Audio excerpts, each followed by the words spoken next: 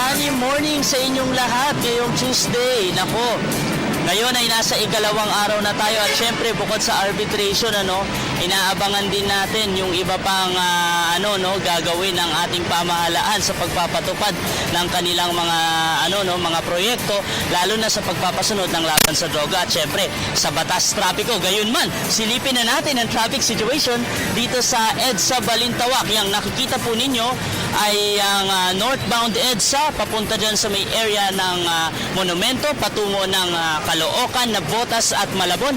Hanggang sa kasalukuyan po ay maluwag hanggang sa katamtaman ang daloy ng mga sasakyan. Tuloy-tuloy na po yung ganyang sitwasyon hanggang dyan sa may papaikot ng Monumento, Rizal Avenue at MacArthur Highway.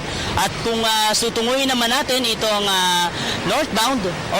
southbound, papunta naman po yan ng area ng North EDSA, West Avenue at Quezon Avenue. Hanggang sa kasalukuyan po ay maluwag ang sitwasyon at magiging maluwag ang inyong pagbiyahe kung kayo ay papunta ng mga lungsod ng Pasig, Makati at syempre dyan sa iba pang lugar sa southern area nitong EDSA.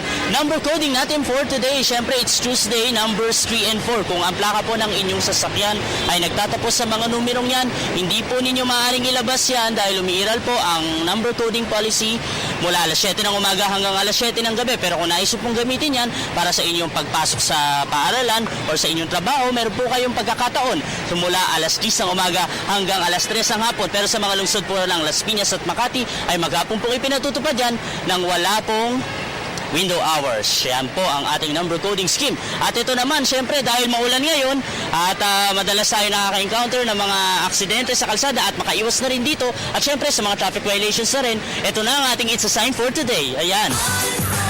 Alamin natin kung ano ibig sabihin nito at pamilyar. Gano'n nga ba kapamilyar ang mga boss natin dito?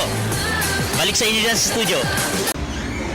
Ako po si Cathy San Gabriel. Subscribe na sa PTV YouTube channel. I-click lang po ang subscribe button.